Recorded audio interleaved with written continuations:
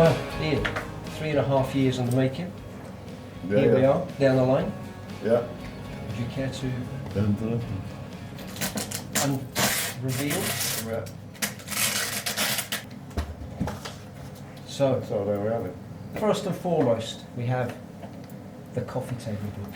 Now this is a centerpiece, and I think is one of the big selling points of the box itself. One of the main selling points being that the track-per-track description of every song that's in it, which I think is pretty unique.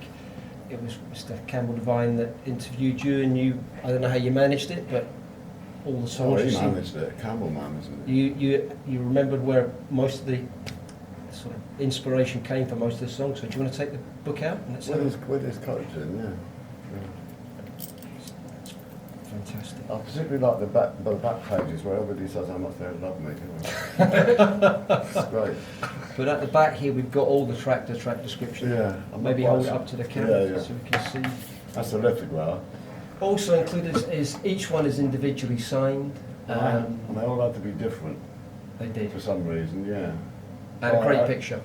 I decided they would all be different, and there's a little bit there. Everything's different on everyone, but it's a stupid thing to do because after the first 100, It makes you everyone run out of unique. you run out of difference. It's just impossible. So that's the lithograph. And then the story starts at the very beginning. Mm-hmm. And this is Ian's entire solo work in a box, up to date. This is so far, and right the way to the beginning. Very early pictures from your own archive, really. This is- 15. What? This is a lot of these pictures come from your personal collection as well, don't they? Yeah. That's a famous. Which is incredible.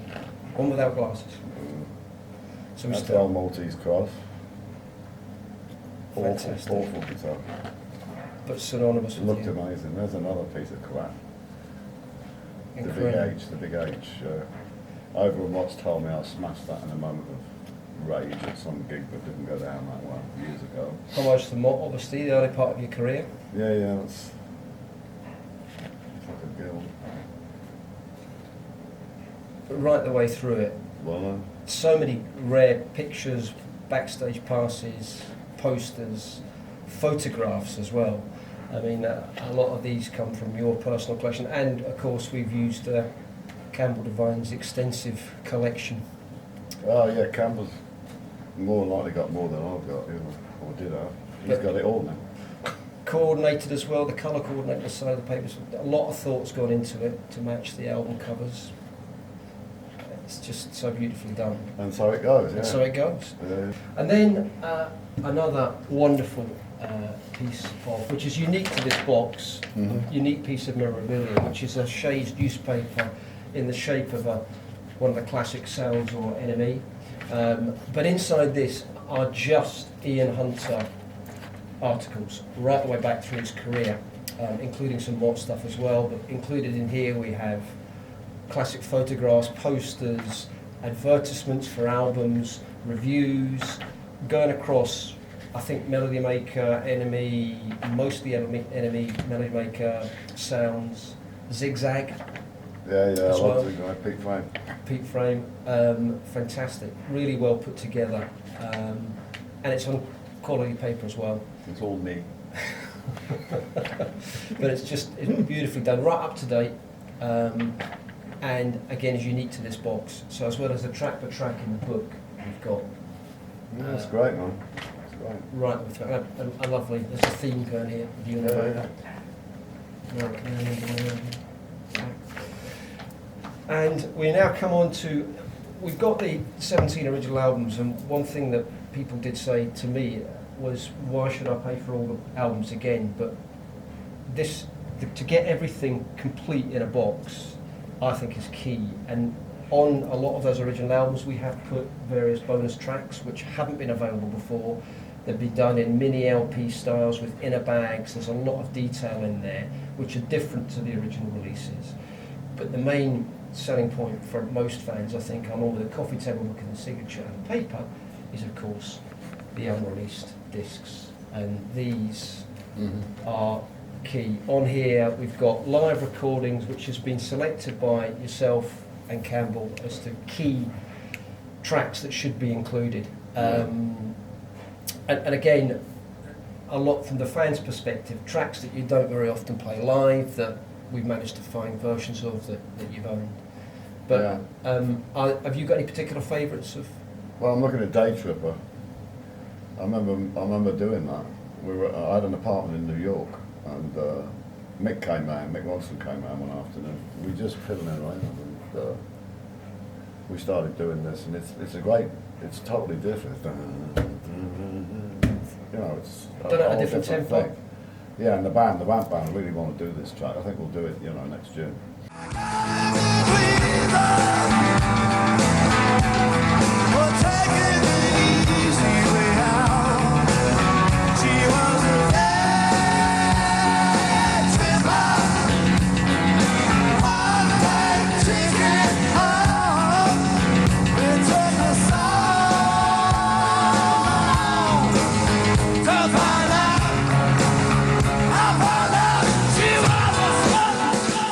It's not really a record company job, this.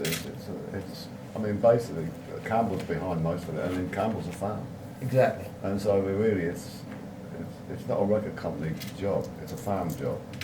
So he knows what the fans want, which is exactly the point where these boxes he knows what he wants. Yeah. Basically, he's done what he wants, and he's a fan, so it makes a difference from a record company. Definitely. Definitely. Not that I'm down on the record company, because obviously I'm not. No. I have a very good relationship with Papa. I'm You happy do. to continue. You do. Yeah. Now, again, these are studio tracks taken from your own vault, a lot of outtakes, studios. I mean, this disc itself, people would pay good money for that disc alone, because there's studio outtakes going back quite a few years that you've never heard. Yeah. And a lot of them, I think, one of the things I loved about this was you had a little black book of possible song titles. Yeah. That you had never used, and then certain ones came out. In fact, on the new album, you had Bow Street Runners, which was a track that you had in the back of your head and in the little black book years ago. Well, Campbell came over to my house in the States, and he started, you know how you do, start talking, and one thing led to another, and all of a sudden he's getting stuff that I didn't want to give him. And I have this book full of, you pick it up off anything. It's the same as a comedian picking a fun line out of something nobody else noticed. I hear lines, and I put them down just in case they come in handy for lyrics. So most of these titles of these are lines that I just saw over the years. But cleverly done. I mean, you were a big Tommy Cooper fan, so the fact that, Yeah. and I must say that this particular one's Cam's idea again was to use the Fez bag of tricks 1, 2, and 3, which was fantastic.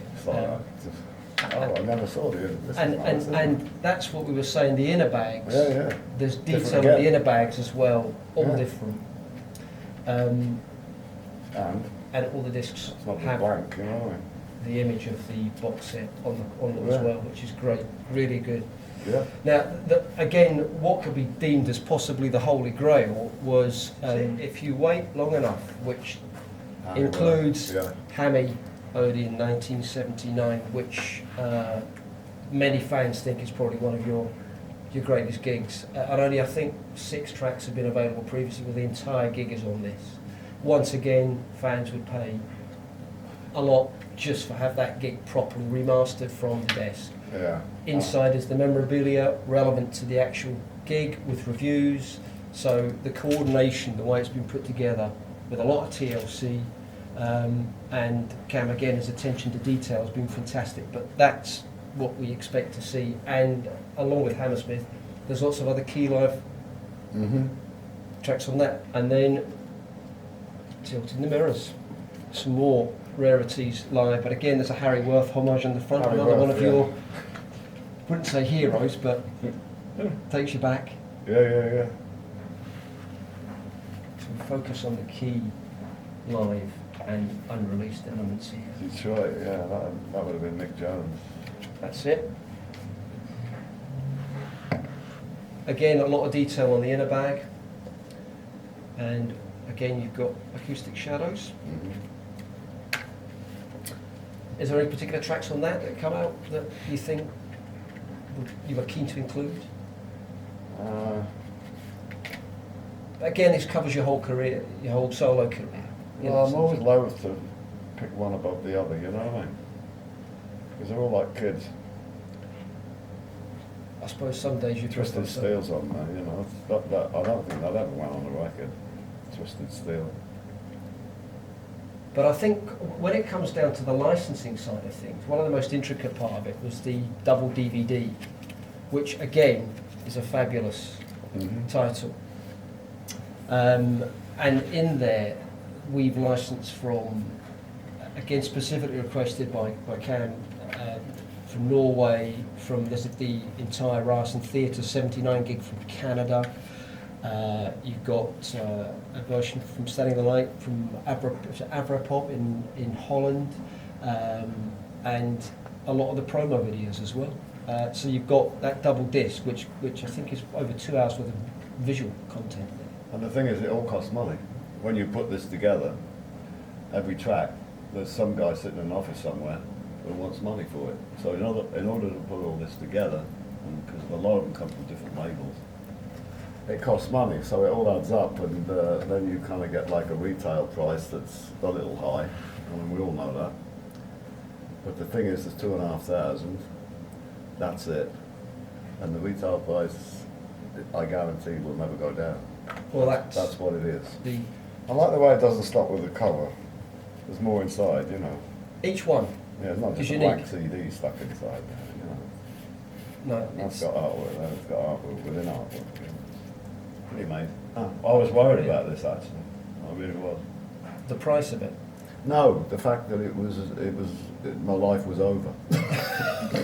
No, that's why I said this is That's up to the moment. This is. There's, But then we there's have more Fingers to- Crossed coming out at the same time. Absolutely. So that was the saving grace of that, you know. Fingers is doing really well, so we'd be good on QVC, We wouldn't would we? indeed. In fact, I should start a new career in this. So, Ian, thank you very much for all your help. Let's hope that Thank you. great stuff. Possible.